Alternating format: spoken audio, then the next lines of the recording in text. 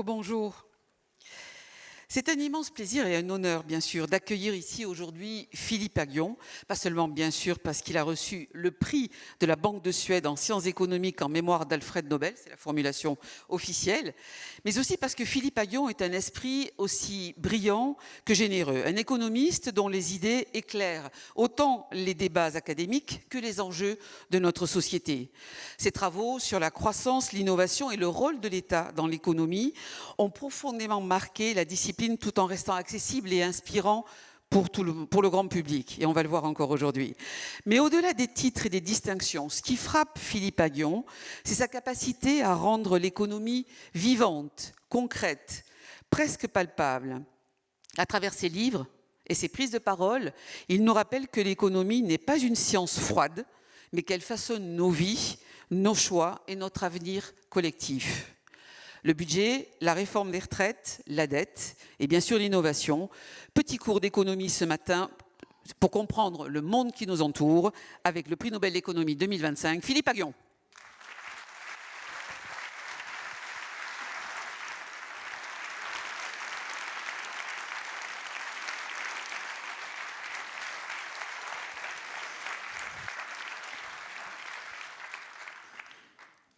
Merci Philippe Aghion d'être là.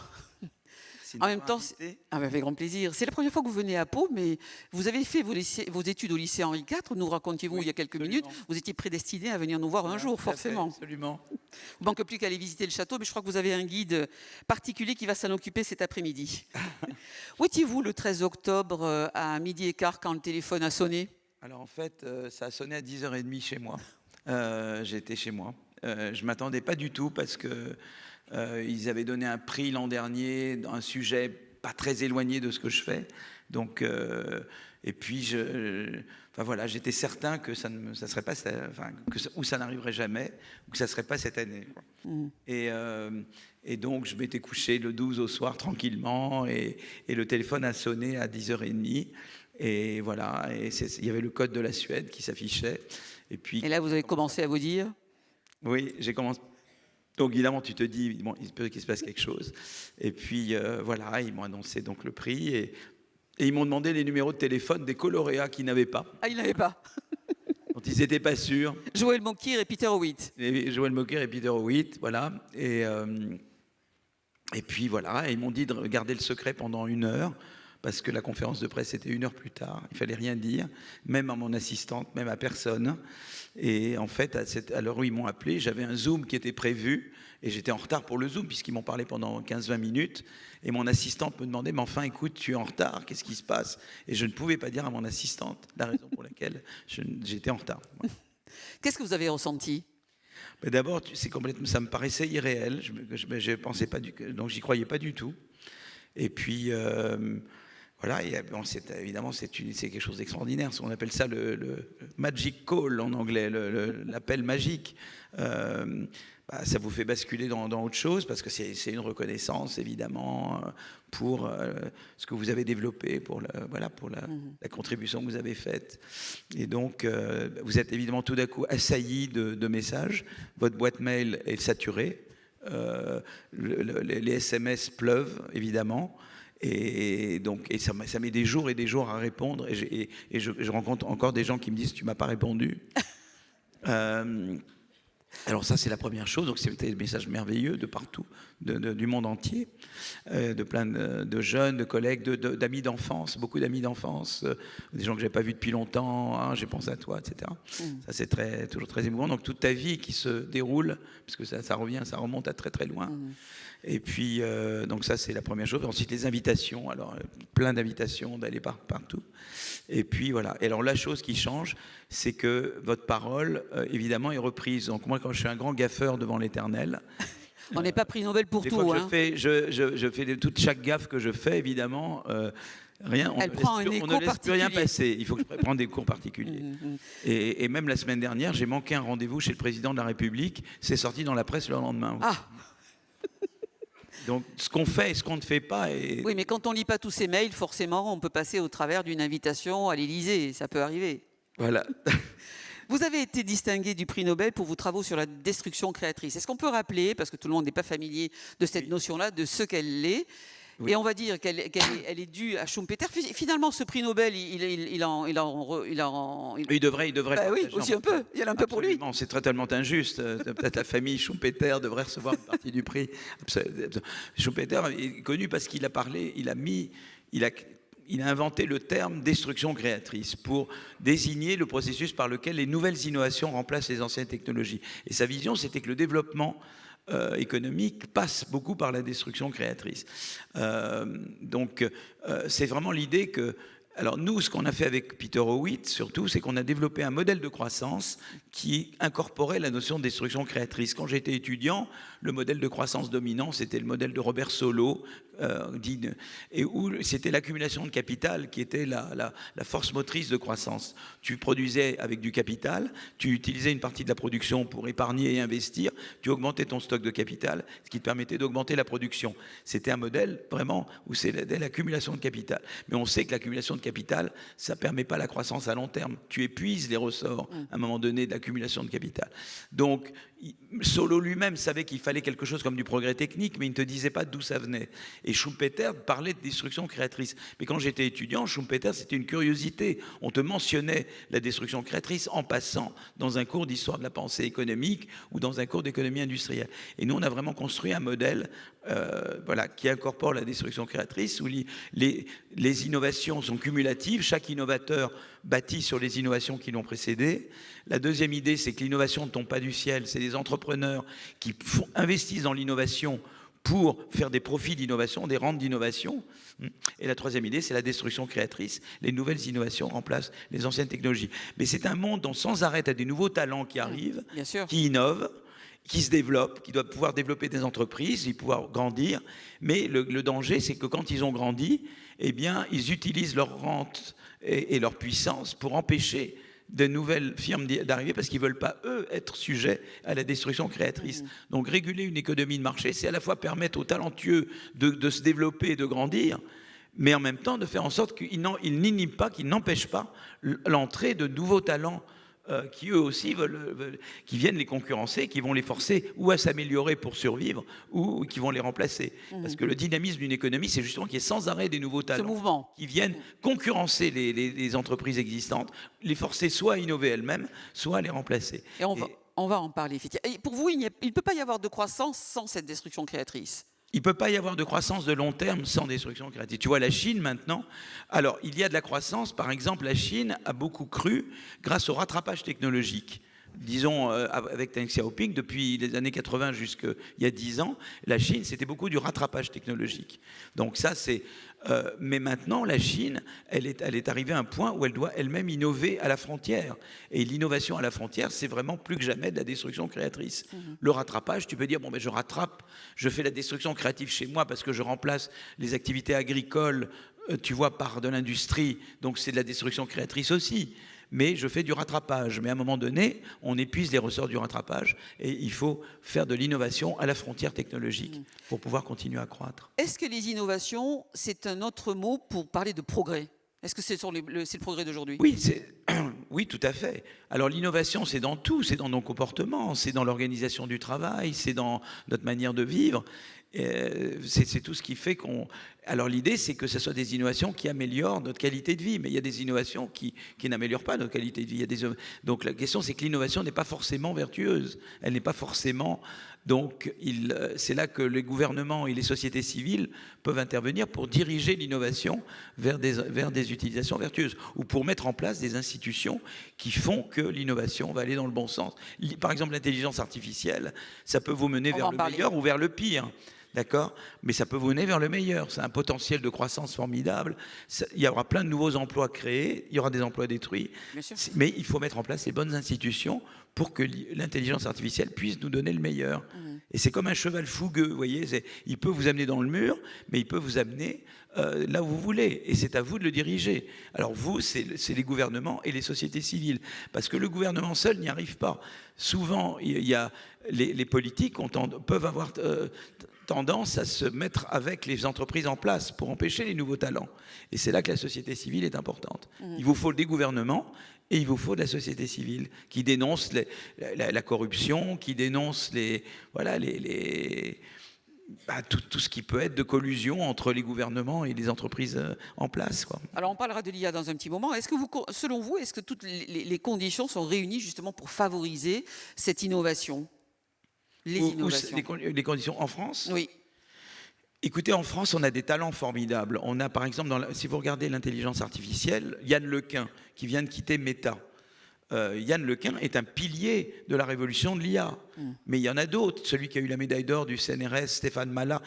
On a des scientifiques de premier plan, des mathématiciens, des ingénieurs, des informaticiens de premier plan qui ont beaucoup participé au développement de l'intelligence artificielle. Ils ont été le faire ailleurs souvent, parce qu'ils n'avaient pas en France les conditions. Donc on a des talents. On a des données, par exemple, de santé ou dans d'autres domaines excellentes. Vous savez que l'IA, c'est de la donnée et de la puissance de calcul. On a des données formidables. La France, on a des domaines dans lesquels on est très bon. Je veux dire, l'aéronautique, on est les meilleurs. Le nucléaire, on est très bon. Le luxe, on est très bon. On a d'autres conceptions par ordinateur, on est très très bon. Impression 3D, on est très bon. On a plein de domaines où nous sommes excellents. Et on se dénigre trop en France. Voilà. On a tendance à penser qu'on est très mauvais, qu'on est très malheureux, qu'on a le pire modèle social du monde. Alors on peut faire beaucoup mieux que ce qu'on a, mais on est un pays plein de ressources. Donc on a la capacité d'attirer des gens du monde entier, de faire revenir d'abord tous les Français qui sont partis ailleurs, et de leur donner des conditions pour développer leur talent, se réaliser. Donc ce que je dirais, moi je suis un optimisme de combat, c'est-à-dire que nous avons en France et en Europe tout ce qu'il faut pour être le centre de ce qui va se passer. Mais c'est à nous de mettre en place les bonnes institutions, les bonnes politiques pour que ça soit possible. Et vous écrivez dans votre livre notamment sur l'IA, je rappelle que vous présidez la commission de l'intelligence artificielle, mise en place par les institutions en 2023, c'est ça je crois? C'était en 2023 et on a remis le rapport en mars 2024. Alors justement, est-ce que ça concourt et qu'est-ce qui est ressorti de vos études? Est-ce que de meilleures conditions et le contexte a été favorable pour susciter des innovations en termes d'IA? Est-ce que ça... Alors nous, on disait d'abord qu'il y avait un problème avec l'IA. On disait d'abord l'IA, il fallait montrer que ça a un potentiel. Donc toute une partie du rapport... Laquelle IA existe depuis les 1950. On parle beaucoup oui, mais c'était une IA logique. C'était une IA, voilà. Et puis on est passé à l'IA statistique. À partir des années 90 avec le machine learning. C'est-à-dire, on reconnaît dans des textes, on reconnaît des régularités. À partir des régularités qu'on reconnaît dans des textes d'entraînement, eh bien, on devine ce qui va se passer et on peut créer du nouveau texte. Ça, c'est la méthode statistique de l'IA. Ça a été la révolution des années 90. Au début, c'était plutôt essayer de reconnaître des liens logiques. Mais c'est pas l'IA qui s'est développée le plus. Donc l'IA s'est beaucoup développée.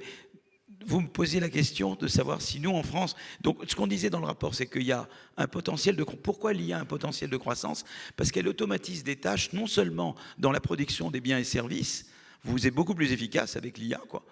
Et les trucs ennuyeux surtout, vous voyez, les tâches les plus ennuyeuses, et vous pouvez vous concentrer sur les tâches les plus créatives. Et puis, elle permet d'avoir plus facilement des idées. Vous savez, les nouvelles idées, c'est souvent des recombinaisons d'idées anciennes. Mais avec l'IA, vous pouvez recombiner beaucoup plus. Donc, vous avez beaucoup plus d'idées nouvelles potentielles. Et puis, elle peut vous permettre de sélectionner parmi ces idées potentielles celles que vous allez vraiment expérimenter. Donc, l'IA est un formidable outil de croissance. Il y a un potentiel de croissance énorme. Le problème, c'est que si on n'a pas des bonnes politiques de concurrence, eh bien, quelques firmes vont dominer tout, comme ça s'est passé avec la révolution de l'Internet, comme les GAFAM, les fameuses GAFAM. Elles sont également dominantes, par exemple, dans le cloud. Eh bien, elles vont tout prendre et empêcher les nouvelles entreprises de venir. Donc, si vous voulez, l'IA, c'est un formidable potentiel de croissance, mais si tout est accaparé par quelques entreprises, elles vont plus que jamais empêcher les nouveaux d'arriver. Donc, il vous faut une bonne politique de concurrence. Donc, déjà, il y avait toute une partie du rapport où on recommandait un certain nombre de mesures pour stimuler la concurrence. Ce qu'on appelle le open source, les sources, voilà, l'accès aux données, des réglementations, mais pas trop, parce qu'il faut de la réglementation. Mais si on a trop de réglementation, les entreprises en place, elles savent s'en sortir. et ça devient une barrière à l'entrée pour les nouveaux. Il fallait, voilà, donc il y a toute une série de choses qu'il fallait faire pour l'accès aux données facilité, pour favoriser la concurrence. Mais en même temps, il fallait une politique industrielle de l'IA. Il faut créer du centre de calcul. Là, on ne peut pas se reposer uniquement sur les GAFAM pour avoir de la puissance de calcul. Il faut avoir de la puissance de calcul chez nous en France. Et puis, il faut investir dans la diffusion de l'IA dans le tissu industriel et le tissu universitaire. Et on va parler de la donc, on recommandait toute la partie investissement, mais en même temps la partie concurrence. Et c'est un cas très intéressant. Souvent, on a opposé politique industrielle et politique de la concurrence. Et là, voilà un cas où il faut les deux. La politique industrielle va soutenir la politique de concurrence.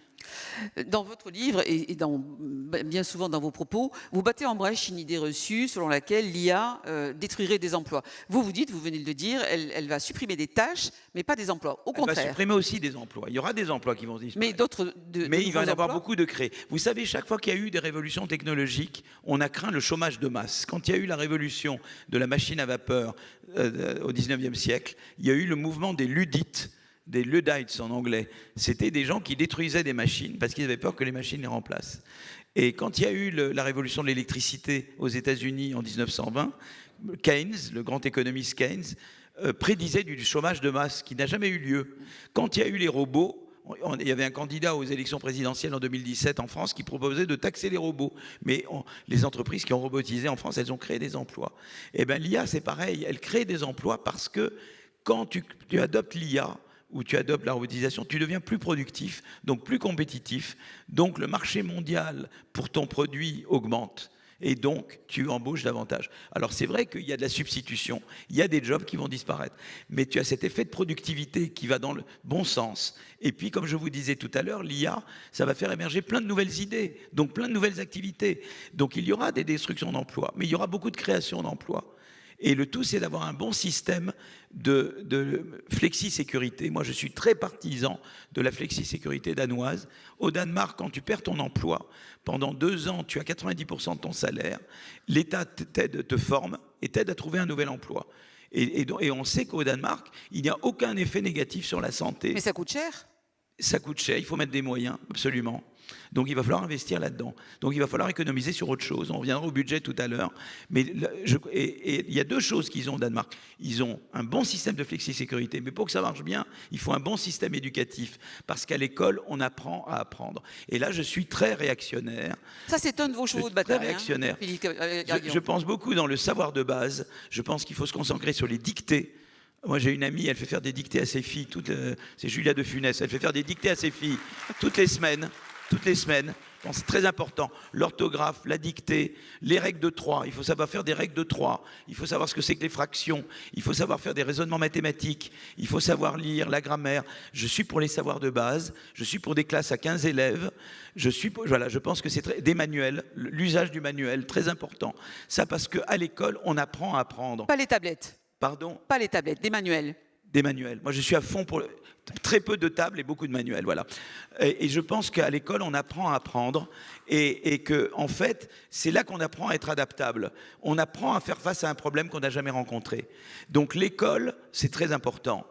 Et en prenant l'école comme socle, on peut avoir un très bon système de flexi-sécurité. Si tu as une école où les enfants n'apprennent pas vraiment à lire, à écrire, n'apprennent pas vraiment la grammaire, à calculer, à raisonner, tu ne peux pas avoir un bon système de flexi-sécurité parce que tu dois d'abord apprendre à être adaptable. Et à l'école, tu apprends à apprendre. Et je crois que si on a une bonne politique de concurrence d'un côté, un bon système éducatif et une bonne flexi-sécurité, nous sommes armés pour la révolution de l'intelligence artificielle. Et pas de taxe Zuckman, évidemment.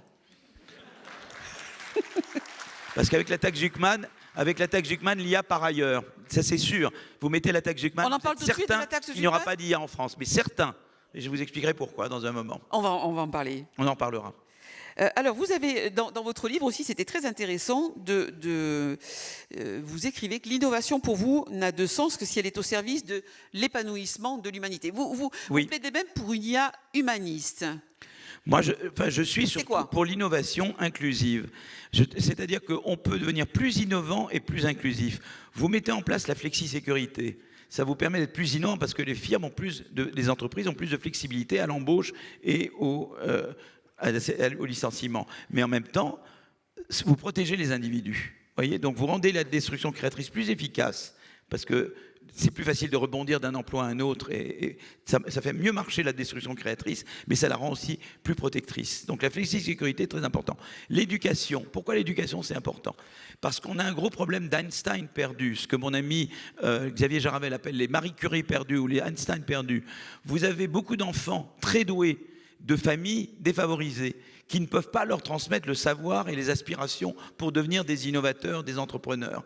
Eh bien, si vous avez une école de qualité comme celle que j'ai décrite, que vous avez en Finlande, que vous avez l'ascenseur social, ce qu'on appelle, voilà. Eh bien, l'ascenseur social, voilà. L'école de Camus, l'instituteur de Camus qui dit mais Camus, je vais le pousser. Moi, mon prédécesseur au Collège de France, il s'appelle Roger Guénery. Il était un formidable économiste et ses parents étaient paysans dans la Mayenne. Et il y avait eu un instituteur qui a dit Roger est très doué, il faut que vous le poussiez, quoi. Et Roger Guénery est devenu professeur au Collège de France, voilà. Et bien, c'est cette école qu'il faut, mais encore beaucoup plus. Si on a une école ascenseur social, eh bien, on aura beaucoup moins d'Einstein perdus. En fait, le gros problème qu'on a, c'est qu'on a beaucoup d'enfants très intelligents, mais ils ne peuvent pas devenir innovateurs parce qu'ils n'ont pas eu accès au savoir et aux aspirations. Si vous avez une école comme celle que j'ai décrite tout à l'heure, eh bien, vous réduisez le nombre d'Einstein perdus. Ça veut dire que vous aurez beaucoup plus d'innovation, mais vous êtes beaucoup plus inclusif également. D'accord? La concurrence, je vous disais tout à l'heure que l'absence de concurrence fait qu'il y a les GAFAM qui empêchent les nouveaux de rentrer. Si vous permettez davantage de nouveaux talents de rentrer, vous allez être plus innovant, mais également beaucoup plus de mobilité sociale, parce qu'évidemment, la destruction créatrice a cet avantage qu'elle est génératrice de mobilité sociale. C'est des nouveaux qui remplacent des anciens. Donc vous voyez, on peut devenir beaucoup plus innovant et beaucoup plus inclusif et protecteur en même temps. Et c'est ça la société que moi je souhaite. Parce que je vais vous dire, si on laisse des gens sur le bord de la route, eh bien, ils vont vers le populisme. Le populisme se nourrit des gens qui se sentent abandonnés, qui sentent que l'école, c'est pas pour eux, que leurs enfants ne vont pas mieux réussir qu'eux, que s'ils sont malades, il y avait une journaliste qui est sur une chaîne, et j'ai pas envie de faire publicité pour une chaîne en particulier, elle expliquait qu'elle avait passé des vacances dans l'Isère ou je ne sais pas où, elle tombe malade, elle retourne à Paris se faire soigner, quoi. Et après, elle retourne à son lieu de vacances. C'est pas possible. Donc il faut que, où vous soyez en France, vous pouviez vous faire soigner de la même manière. Bon, rentrez chez vous sans vous faire attaquer et en étant sûr. Les gens, il y a un sentiment aussi dans beaucoup d'endroits en France que eh bien, il n'y a plus tout ce qu'il y avait pour rendre un village, une ville attrayante, sympathique, chaleureuse. Donc c'est l'abandon qui nourrit le populisme. Donc on doit être innovant et lutter absolument contre l'abandon et ne laisser personne sur le bord de la route. Vous faites toujours de l'économie là ou un peu de politique ou les deux sont jamais très éloignés? C'est de l'économie politique.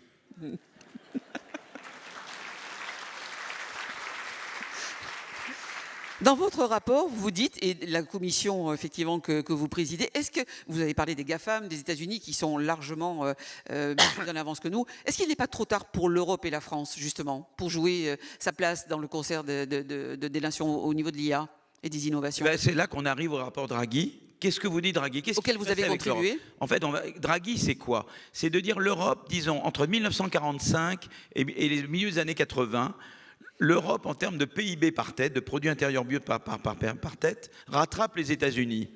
On rattrape, en gros, parce qu'on reconstitue notre stock de capital qui avait été détruit pendant la Deuxième Guerre mondiale grâce au plan Marshall, et parce qu'on a un bon niveau éducatif à l'époque, mieux que maintenant, on arrive à rattraper la révolution de l'électricité, la révolution des années 20. Donc il y a du rattrapage de l'Europe par rapport aux États-Unis jusqu'au milieu des années 80. Et puis depuis les années 80, on décroche par rapport aux États-Unis. Notre PIB par tête baisse par rapport au PIB par tête américain. On croît moins vite que les Américains. Alors pourquoi? Parce que les Chinois aussi maintenant. Et que maintenant les Chinois. Et maintenant que les Chinois. Et j'arrive aux Chinois. Et ça, c'est le drame. Alors pourquoi? Parce que, en fait, les Américains, eh bien, ils ont un écosystème d'innovation qui leur a permis d'aller vers le high-tech et de faire des innovations de rupture et d'enfourcher la révolution de l'Internet, des technologies de l'information et de la communication, les fameux TIC. Nous, on n'a pas su les enfourcher. Parce qu'on avait on a un écosystème d'innovation qui ne nous a pas permis, on est resté bloqué dans les petites innovations dans le mid-tech. Hein, on est très bon dans les machines à laver et les bagnoles, quoi. Les bagnoles thermiques, hein, même pas électriques. Et eux, ils ont été dans le high-tech, dans le software, dans les biotech modernes, etc. Et donc, si vous regardez si vous regardez les licornes, vous avez 145 licornes pour toute l'Europe. Vous en avez 800 aux États-Unis. Les licornes high-tech. Donc, Et On peut rappeler les licornes pour peut-être ceux qui les ne sont pas... licornes, c'est vraiment les entreprises qui sont à la tête, qui mènent les révolutions technologiques, qui sont les plus prometteuses, les plus innovantes. Et un autre indice qui est inquiétant, si vous regardez les 5 entreprises les plus innovantes américaines aujourd'hui, ce n'est pas tous les mêmes qu'il y a 25 ans. Vous regardez les 5 entreprises européennes les plus innovantes, c'est les mêmes qu'il y a 25 ans. Parce qu'on est bloqué dans le mid-tech incrémental et on n'arrive pas à aller vers le high-tech, innovation de rupture. Voilà. Alors, pourquoi c'est comme ça? Et donc, on a décroché. Maintenant, le high-tech, c'est fait par les Chinois. Les panneaux solaires, les voitures électriques, ils sont devant nous dans plusieurs domaines et ils font du high-tech. Et nous, on n'en fait pas. Alors, pourquoi l'Europe est bloqué dans le mid-tech et qu'on n'arrive pas à passer d'une économie de rattrapage? On a été très bon pour rattraper, mais on n'est pas bon pour faire de l'innovation de rupture à la frontière technologique. Eh bien, d'abord, nous n'avons pas un vrai marché unique. L'Europe, en fait, c'est très segmenté. Chaque pays ajoute ses réglementations sur le bien des marchés et services. Il n'y a pas un vrai marché unique des biens et services en Europe. Voilà. Il y a ce qu'on appelle le gold plating. Chaque pays met ses réglementations. Donc ça fait qu'il n'y a pas assez de rente pour un innovateur. En Europe, il préfère aller aux États-Unis où il y a un vrai marché, ou en Chine où c'est très grand. Et l'Europe, c'est plein de petits pays qui segmentés. Donc il n'y a pas assez de concurrence. La concurrence, c'est important pour l'innovation à la frontière, parce que j'innove pour échapper à la concurrence. La concurrence, on se fait la concurrence. Et la concurrence, c'est l'arrivée de nouveaux talents tout le temps. Il faut une politique de concurrence. Et plus que jamais, quand on est dans l'innovation à la frontière, la concurrence est un élément important. Et bien en Europe, comme vous avez un marché très segmenté, non seulement vous avez des rentes insuffisantes pour l'innovation, mais vous n'avez pas assez de concurrence. Deuxième chose, l'écosystème financier. Eh bien, pour innover, il faut l'innovation de rupture, ça veut dire qu'on pardonne l'échec à court terme. Aux États-Unis, on vous encourage à échouer. On vous dit, si vous avez échoué, c'est que vous avez essayé. Chez nous, on pénalise l'échec, on culpabilise l'échec.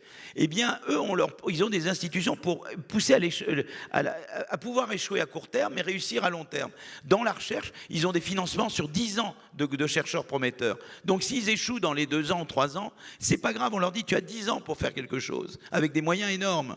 Ils ont des fondations comme on n'a pas chez nous. Bon. Deuxièmement, le capital risque. Le capital risqueur pour les startups, c'est quelqu'un qui vous prend par la main et qui vous aide à croître. Il vous dit, c'est pas grave si tu échoues à court terme.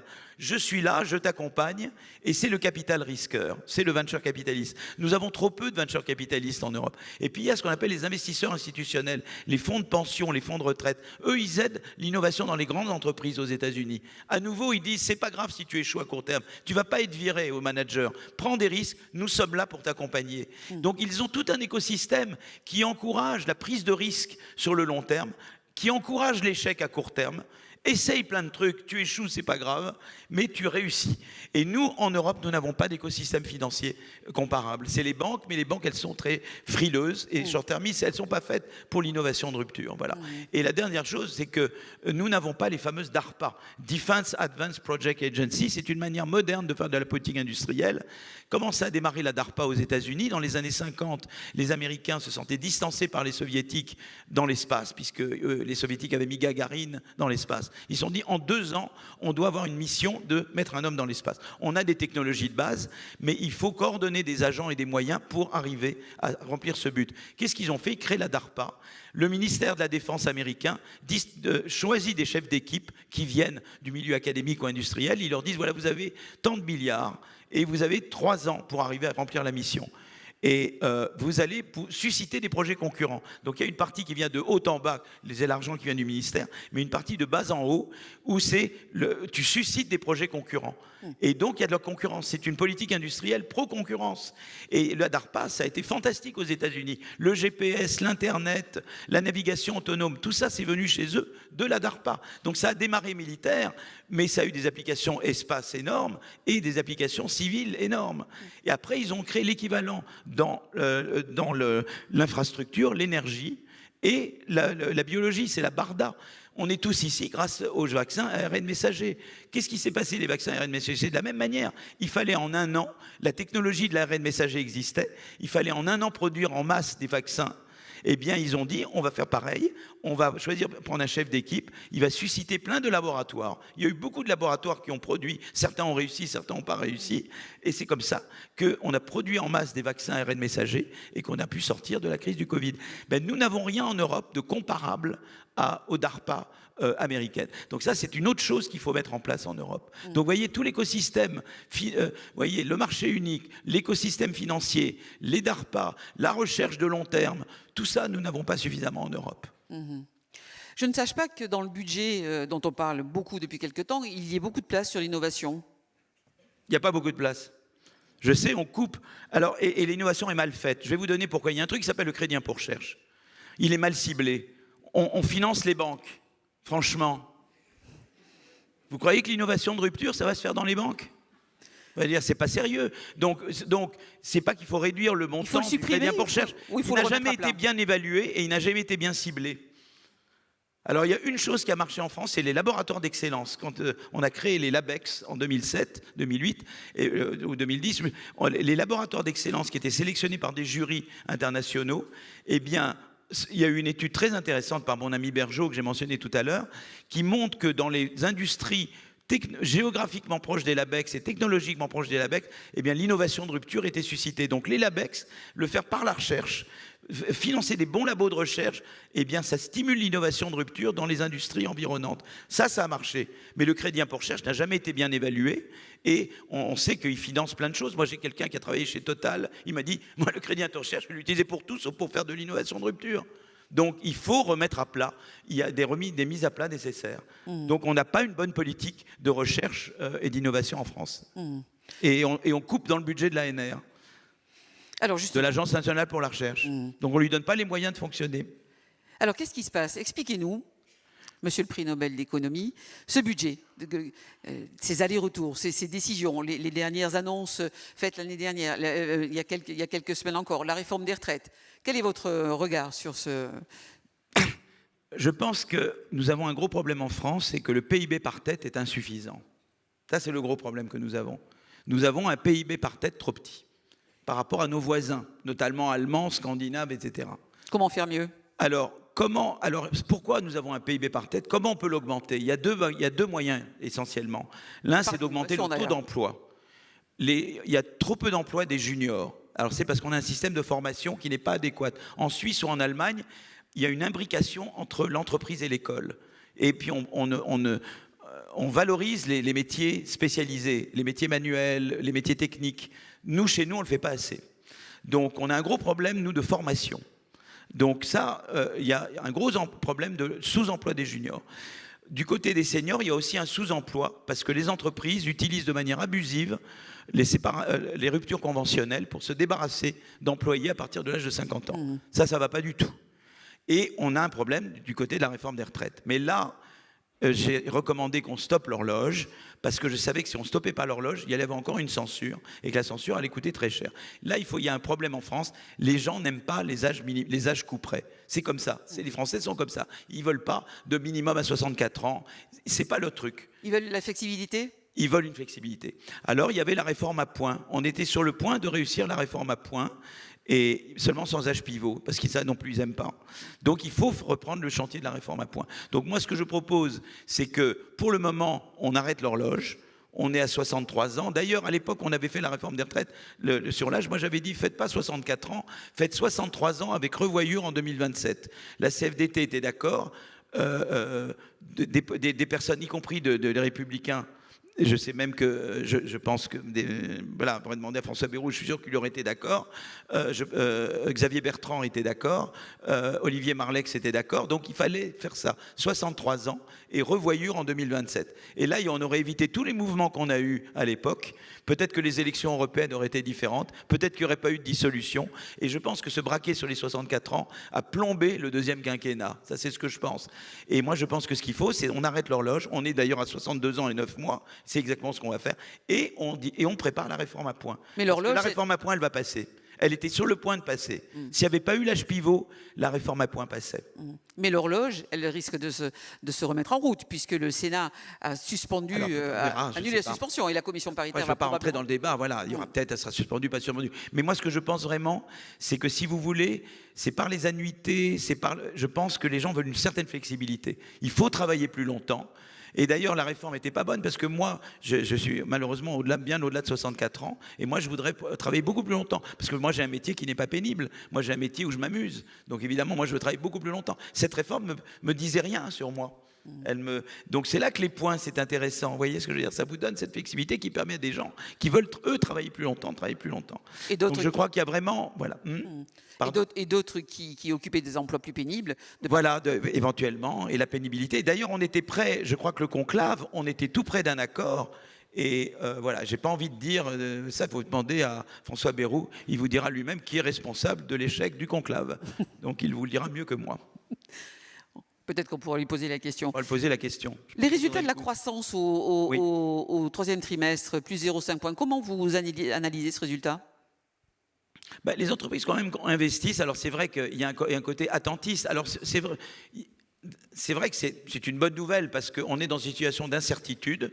Et quand il y a incertitude, les gens attendent pour consommer. Les consommateurs plutôt épargnent et ne consomment pas. Et les entreprises sont dans une attitude attentiste. Moi, je crois qu'il y avait un problème de reconstitution des stocks.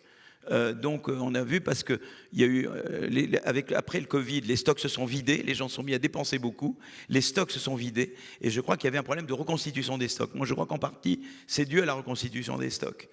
Mais je pense également qu'en ayant évité une nouvelle censure, ça n'a pas nui au fait que les entreprises quand même fassent des choses. Vous voyez, c'est pour ça qu'il y avait un coût politique à une censure supplémentaire. C'est pour ça qu'à l'époque, j'ai proposé de suspendre l'horloge pour simplement éviter la censure. Parce que je pensais que le coût économique induit par l'incertitude politique créée par une censure supplémentaire aurait été beaucoup plus grand que le coût de simplement stopper l'horloge jusqu'en début 2028.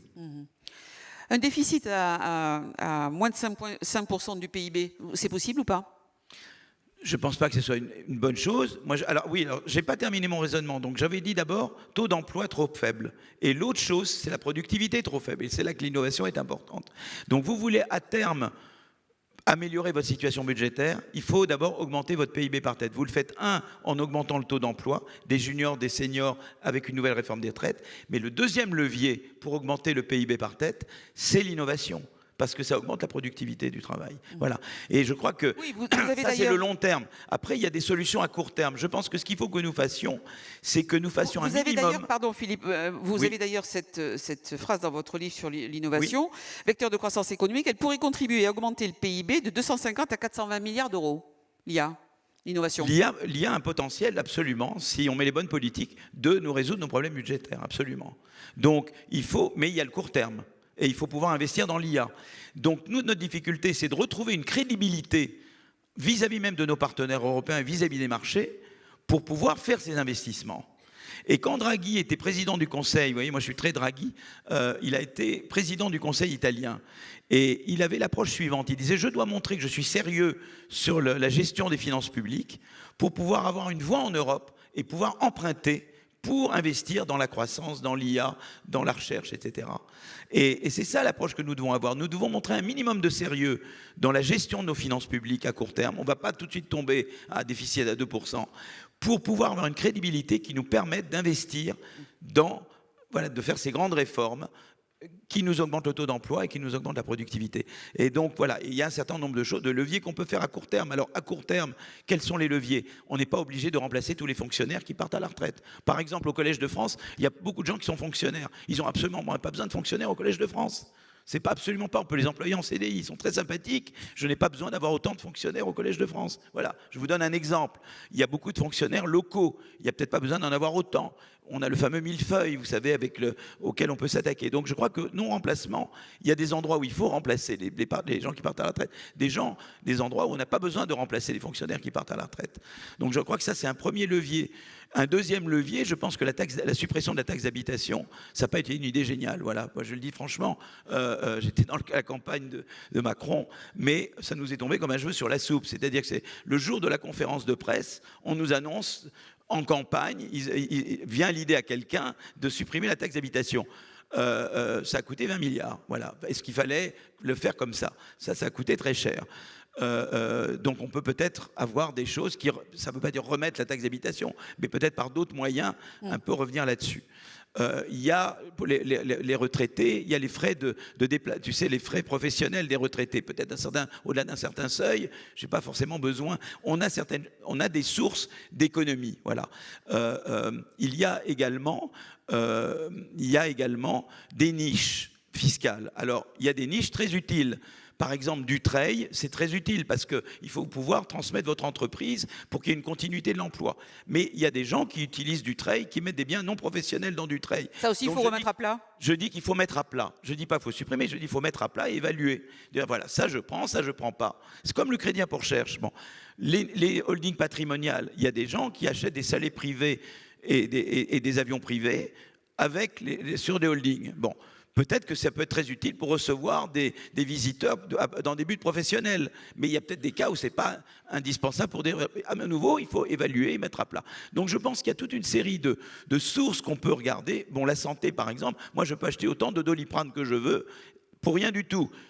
Dans d'autres pays, si c'est prescrit, on ne paye pas beaucoup, mais si c'est au-delà des prescriptions, on paye davantage, si on a des ressources. Peut-être que là, il y a des choses aussi qu'on peut revoir, voyez. Donc, on a un certain nombre de sources, voyez, d'économies à court terme, voilà, qui nous permettent de réduire, peut-être faire des économies sur. Quand je dis économie, c'est sur la trajectoire prévue. C'est pas qu'on réduit de 30 milliards au total, on réduit par rapport à la tendance de 30-35 milliards d'euros par an. Voilà, ça c'est ce qu'on peut faire à court terme, à mon avis. Et ça nous donne une crédibilité qui nous permet de nous attaquer à ce qui va être vraiment la source de réduction de notre dette, qui est les deux leviers dont je vous ai parlé tout à l'heure, augmentation du taux d'emploi et augmentation. Il va falloir refaire la réforme des retraites, il va falloir faire cette fameuse réforme à taux de retraite à point. Mais ça, on la fera pas demain. Ça, c'est quelque chose qu'il va falloir faire sur les 2 ans. Et la taxation des hauts patrimoines alors ? Alors, moi, je vous ai dit, mise à plat des niches. Voilà, moi, je pense qu'il faut mettre à plat les niches, voilà, simplement. Et voilà, déjà, si tu mets à plat les niches, je pense que tu peux économiser. Également, la fraude est également un domaine. Moi, j'ai une collègue qui est sénatrice, elle travaille beaucoup sur la fraude. Elle pense que sur la fraude, elle peut récupérer énormément. Voilà encore un levier qu'il faut explorer, mais ce n'est pas un levier qui va te donner dans le mois qui vient. Ça, c'est un truc que tu peux faire dans les 2 ans. Mais je pense que la fraude est également une grosse source d'économie. Et la taxe Zucman, donc la taxation des hauts patrimoines ? Alors la taxe Zucman est une taxe qui n'est pas très heureuse. Gabriel Zucman est un garçon très sympathique. Et voilà, il n'a pas étudié la croissance schumpeterienne, c'est un grand défaut. Il n'a pas appris la croissance avec moi, donc c'est vraiment son grand drame. Il n'a pas suivi les cours au Collège de France. C'est le drame de sa vie, quoi. Voilà. Et alors, le problème de Zucman, voilà, donc Zucman, je vais vous faire un peu rigoler, quoi, un peu rire, quoi. Bon, Zucman, en fait, le problème, il y a Arthur Mensch. Donc je vous ai dit, Arthur Mensch, il est valorisé à 12 milliards, il ne résulte pas d'impôts. Si tu mets Zucman, Arthur Mensch doit trouver des emprunteurs, des prêteurs, pour payer des impôts. Mais on sait qu'il va y avoir un éclatement de Bullia, probablement. Donc ça veut dire que peut-être maintenant, Mistral est évalué à 12 milliards, demain, il est évalué à 4 milliards. Donc Mensch, il aura dû payer des impôts sur 12 milliards qu'il n'a pas. Et c'est des valeurs fictives, alors que peut-être demain, cette valeur fictive va tomber à 4 milliards, alors que les concurrents de Mensch ailleurs vont emprunter pour se développer. Vous voyez ? Donc évidemment, Mensch, il va mettre la clé sous la porte, il va aller ailleurs, l'IA va se faire ailleurs. L'obsession de Zucman, c'est Arnault. Il veut la peau de Bernard Arnault. Voilà. Il se réveille tous les matins et il dit comment je peux. Alors lui, il veut être sûr que Bernard Arnault a payé. Piketty veut mettre les menottes, il veut être à l'aéroport, voilà. Donc ils sont obsédés par les riches. Moi, mon obsession, c'est les pauvres. Voilà. Moi, mon obsession, c'est les trappes de pauvreté. Moi, mon obsession, c'est les Einstein perdus et les Marie Curie perdus dont je vous ai parlé tout à l'heure. On ne pense pas le monde de la même manière.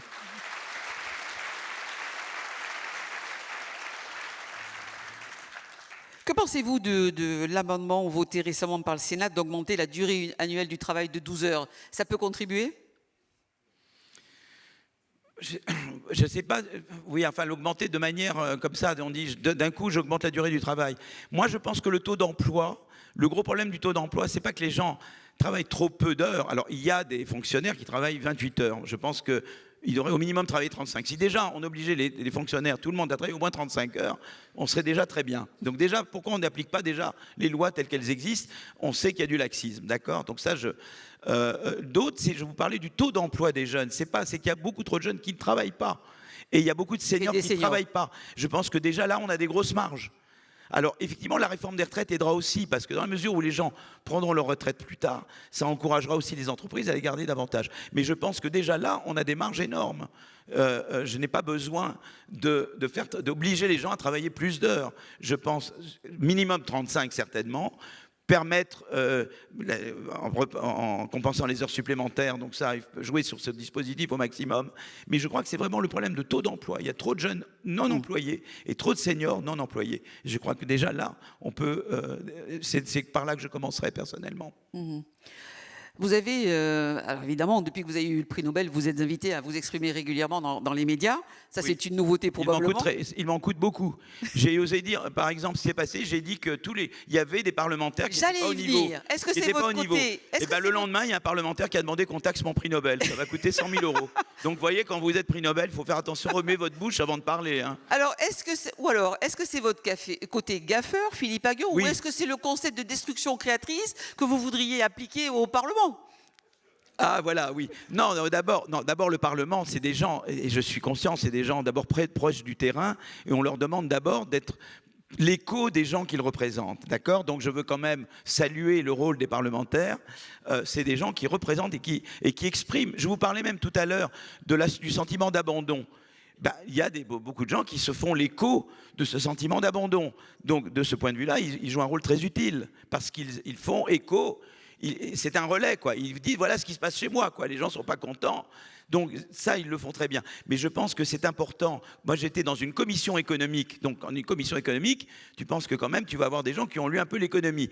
Et j'ai trouvé que, si vous voulez, il y avait tout un spectre de gens qui étaient très sérieux. Et puis, j'ai trouvé des gens qui sont arrivés en disant, ah, Philippe Aghion, vous ne méritez pas le prix Nobel. Vous avez conseillé Macron, ça n'a pas marché. Donc, vous ne méritez pas votre prix Nobel. Bon, j'ai trouvé que c'était d'un niveau moyen. Voilà, c'est des commentaires. Alors, ensuite, une petite touche un peu limite, pour ne pas utiliser un mot qui commence par A, en disant, mais en fait, tu n'as pas eu le prix Nobel, tu as eu le prix d'une banque, parce que tu es un banquier, quoi, en fait, hein, voilà, et c'est pas un prix Nobel. En fait, c'est un prix comme les autres, c'est l'Académie suédoise qui choisit les lauréats du prix d'économie comme du prix de physique. C'est exactement la même académie. La seule différence, c'est que c'est la banque centrale, qui n'est pas du tout une banque d'affaires, c'est la banque centrale suédoise qui finance le prix Nobel d'économie, alors que les autres sont sur la Fondation Nobel. Mais la Banque centrale de Suède n'a absolument pas son mot à dire sur la sélection. Bon, quand la personne a dit « tu as le prix d'une banque », il y avait un petit côté... Tu vois, tu es un banquier, un peu condescendant. Bien, vous suivez mon regard, quoi. Donc ça, voilà. Bon, j'ai trouvé que ces personnes-là n'étaient pas au niveau, voilà. Je le dis franchement, et voilà. Et la réplique, ça a été dire, comme il dit ça, nous allons le taxer, voilà. Allez, il y a la taxe Zuckman, il y aura la taxe Aghion. Parce que c'est une taxe pour une personne, puisque l'autre prix Nobel français cette année, il est à Yale, il paye ses impôts aux États-Unis. Donc c'était un impôt pour moi. C'est sympa en même temps, voilà. Je me suis sorti très fier, j'ai trouvé que monter à la tribune pour proposer de me taxer moi, j'ai trouvé que c'était très valorisé, du panache. Et donc voilà, donc j'ai grande fierté et j'adore payer mes impôts par ailleurs. Philippe Aghion, le thème de cette édition des Idées mènent le monde, c'est renaître. Quelle économie pour vous? Alors, vous avez parlé, vous définissez souvent comme gaulliste social. Enfin, social-démocrate. Enfin, je suis plus démocrate. Moi, j'aime beaucoup le modèle danois. Voilà. Je trouve que le modèle danois, alors on me dira, c'est un petit pays, nous on est un grand pays, mais je trouve que le Danemark est un pays innovant et inclusif. Et qui protège et qui gère l'immigration intelligemment. Alors peut-être que nous, peut-être un peu trop durement, mais ils ont une politique d'immigration très sérieuse. Alors peut-être qu'on ne peut pas avoir la même que le Danemark, mais je pense que le Danemark, ils ont trouvé un moyen en tout cas il n'y a pas un énorme danger populiste au Danemark en ce moment. Voilà. Et ils ont réconcilié l'innovation, avec l'inclusion, avec ils ont une politique de concurrence, enfin, tout ce qui, moi, me plaît. Je trouve, voilà un pays qui fonctionne bien. Je trouve que la Scandinavie en général, bon, il y a des trucs qui fonctionnent plus ou moins bien, mais je trouve que, voilà, j'ai un tropisme, disons, scandinave et un peu rhénan, je dirais. Voilà, je pense que c'est des pays, en tout cas, qui montrent qu'on peut aller dans la direction, que ce que je disais tout à l'heure n'est pas une utopie totale. Maintenant, nous sommes différents. Les Français, il ne s'agit pas de copier qui que ce soit. Nous ferons les choses à notre manière. Mais en tout cas, ça me donne je pense que ça montre qu'on peut aller dans cette direction. Alors, il y en a qui disent c'est de la social-démocratie, il y en a qui disent c'est autre chose. Il y en a d'autres qui diront c'est du gaullisme social ou j'en sais rien. Mais voyez, l'idée c'est de dire je veux une économie innovante parce que je veux une Europe qui se réveille. On ne peut pas avoir, si vous regardez les innovations de pointe, vous voyez les États-Unis en haut, la Chine qui monte et nous on tombe. C'est pas possible. Donc je veux une Europe qui se relève. Je veux une France qui soit un pilier de ce relèvement de l'Europe et je veux qu'elle le fasse d'une manière qui ne laisse personne sur le bord de la route parce que les gens qui sont laissés sur le bord de la route, ils vont vers le populisme. Voilà. Et du coup, le populisme va stopper le processus. Et moi, je veux surtout, moi, ce que je veux, c'est que je veux la croissance parce que je n'aime pas la pauvreté. Je veux sortir de la pauvreté. Si vous regardez la Chine et l'Inde, qu'est-ce qui a sorti la Chine et l'Inde de la pauvreté? C'est la croissance. C'est comme ça que ça a réduit drastiquement la pauvreté dans ces pays. Et c'est ça qui a réduit les inégalités mondiales. On parle de l'inégalité.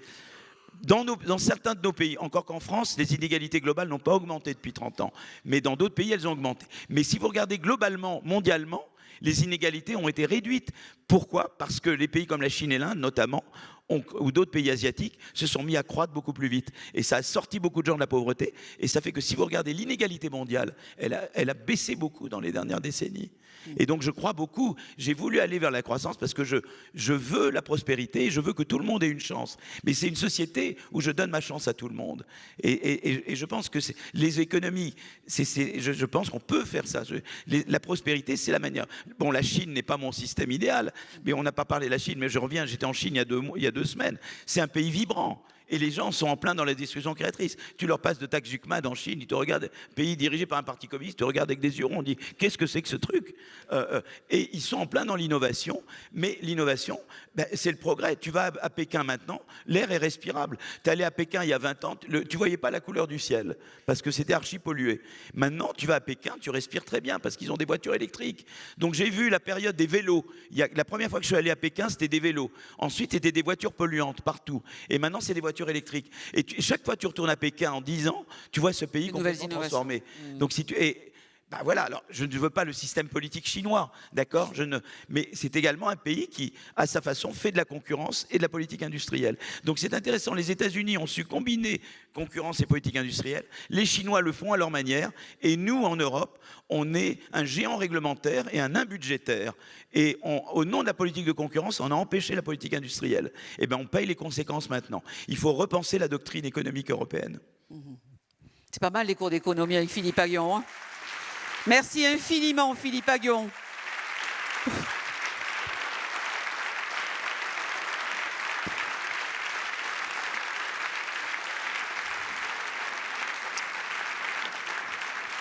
Et je rappelle que les vidéos de vos cours au Collège de France sont parfaitement accessibles et elles sont passionnantes. Oui, absolument.